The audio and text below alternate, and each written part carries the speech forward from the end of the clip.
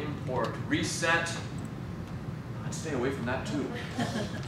That's no reset, same functionality as Blackboard, except don't worry about it. It's not like you hit reset, boom, it's gone. If you hit reset, it's going to say, well, what do you want to reset? So don't worry about accidentally hitting it. And I can say, well, maybe there's a reason why I want to reset my gradebook. I completely messed it up. I can choose independent areas within my course that I want to clear out. So there may be some functionality in there, and you're not going to accidentally wipe out all your student data unless you make 3 or 4 wrong moves. Reset. Any questions about that? On those 3 things you said not to touch, is there a way to take them off? So that don't actually...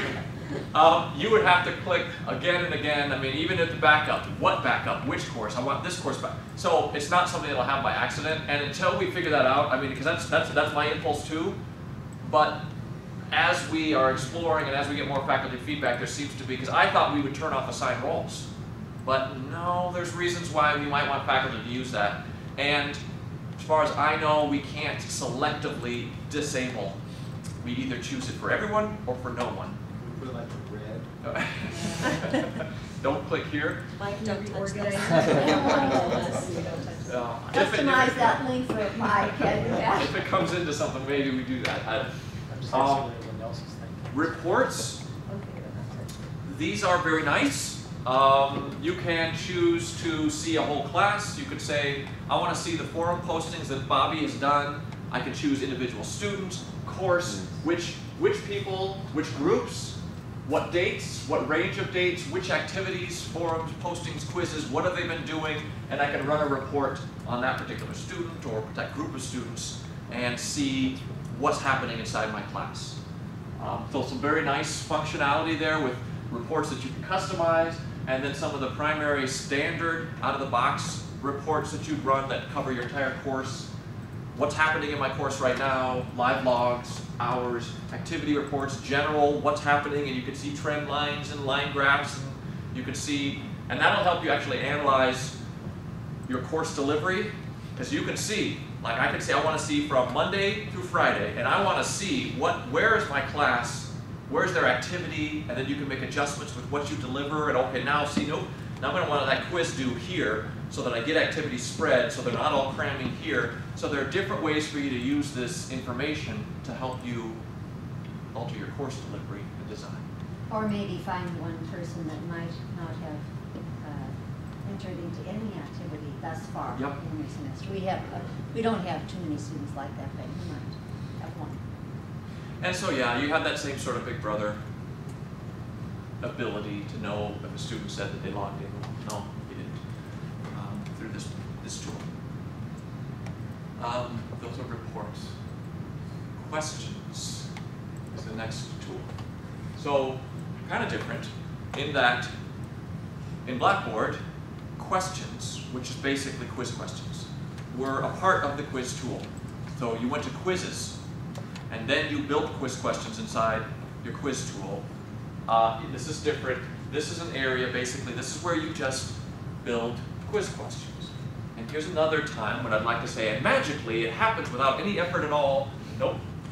Questions are still every bit as time-consuming to create in Moodle as they were in Blackboard. I think the tools are better. Your choices are more. You have more choices. You have. I just threw together this little, like, drag and drop. The sky is blue and grass is green. So you have more choices in terms of quiz questions and things. But yeah, you still have to say, what is your quiz question called? What is your question? What is your answer? Is that one right? Is that one wrong? What's your feedback? How many points per? So it's still a time-consuming process to create quiz questions. Yeah. You're going to roll all my current ones in because I don't have that kind of time. That is the next, right, that is the next layer. So you have multiple layers of quiz question. One is you create them. Two is you have publisher content, and it's a zip, zap, boom, down, in. Three, you have legacy quiz questions, and your quiz questions are in which system?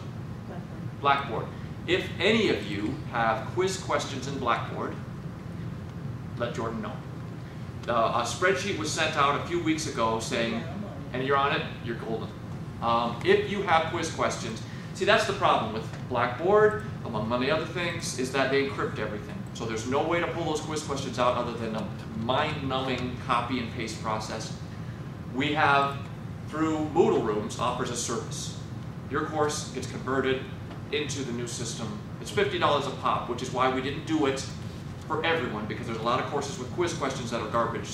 So if you have questions in Blackboard, let Jordan know, look at that spreadsheet, make sure that's there. It is not the end of the world, and I want to assure you that we don't have any, there is no timeline. The only no going back timeline, really, is referencing your Blackboard courses for design and structure and layout. Because we've backed up every single Blackboard course. So even if you don't get on that list for having your quiz questions, we can take that backup and restore it into the new system for $50 a pop. We do that. So there's really no danger, but certainly if you have Blackboard questions, quiz questions, get on that list. And if you're not sure if you're on that list or not, just contact Jordan.